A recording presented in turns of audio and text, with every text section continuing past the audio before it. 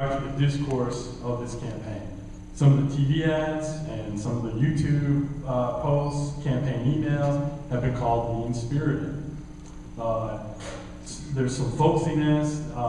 There's one with Representative Reed and his sister. There's one with Mrs. Robertson explaining her background. But then there's also some that are, again, what some might call a little mean-spirited in terms of getting personal.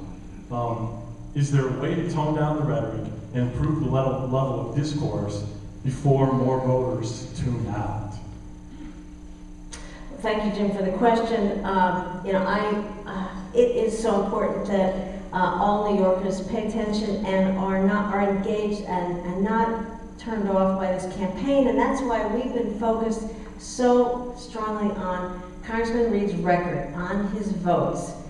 And if the record of his votes sounds negative, I guess that speaks for itself. Everybody should be held accountable no matter what they're doing, and including the congressman for his 4 years in Washington.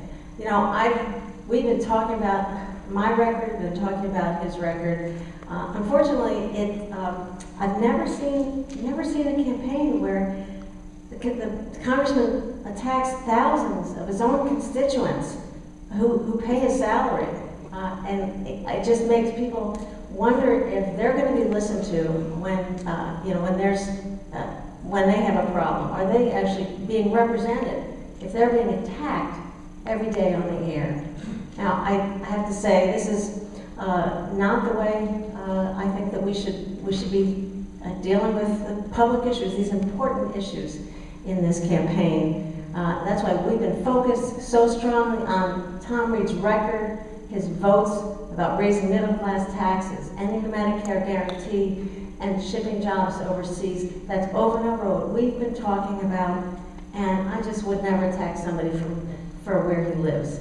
I'm strongly dedicated to serving the people of our district. I've been listening for a year and a half since we've been on this campaign, and what I hear is that New Yorkers are looking for somebody who's going to fight for them and not attack them on the air.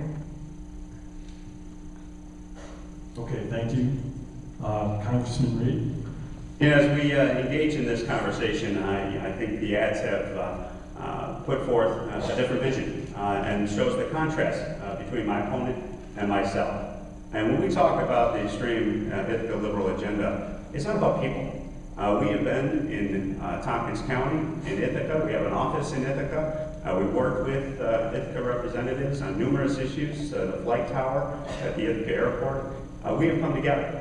But what we're talking about is an ideology that I believe my opponent represents, which is too extreme.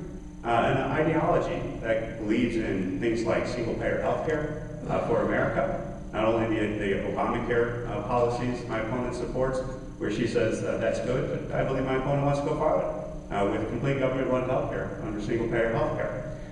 Things like her number one priority in going to Washington, D.C. is global warming, as she said in her heart of hearts. I think there's a clear contrast, and I think what is represented in these ads is that contrast. But I will admit, when I saw the picture of me having dealt with a medical condition that millions of Americans have dealt with for many, many years, and you see pictures of me in a prior state when I weighed about 110 pounds more than I do today, that is offensive. And I think that was inappropriate. And we called out my opponent and her team on that, and with respect, I appreciate the fact that my opponent took those ads down and changed those pictures. And there was a change in the tone that my opponent took with that attack on that health condition. So as we go forward, I hope what you're going to see is a discourse tonight about the issues. We're fully engaged in the issues, and as we continue to be accessible and represent everyone, the 717,000 people across the district, I will tell you, it's not a Democrat or Republican. And those 6,000 constituents called, we're there, and we will be there going forward every day. Okay, thank you. Curious about the fact that those extreme ethical liberal ads have not shown ever in Ithaca. Tom Reed has never had a town hall meeting in downtown Ithaca. This is not a record of actually listening to the people who pay his salary.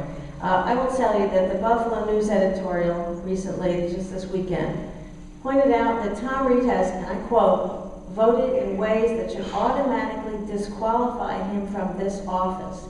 Now, maybe that's why he's not been explaining his votes in this record. We haven't seen ads that talk about, here's Tom, what Tom has done for you, how many jobs he's created. No, all his ads, except for that one of his sisters likes him, all his ads have been attacking me. Now, I'm sorry, that is simply not defending your record. That's not standing up for your votes. That's just kind of a desperate campaign attacking because you don't have a record that people would vote for. Congressman? I'm glad to be able to respond that I believe all 8 of my older sisters and my 3 older brothers appreciate me as I appreciate them. I can attest to that. We are a close family, and I'll tell you that's something that will never break us apart. But as we talk about the contrast between the two, I think the record is clear. I think the ads that we've seen from my opponent's campaign from day one have been a negative campaign to tear us down personally. And at the end of the day, what matters most are the issues that impact you. That the voices that we bring to Washington, D.C. are you. That's why we do the 148 town halls. That's why we're traveling around the district.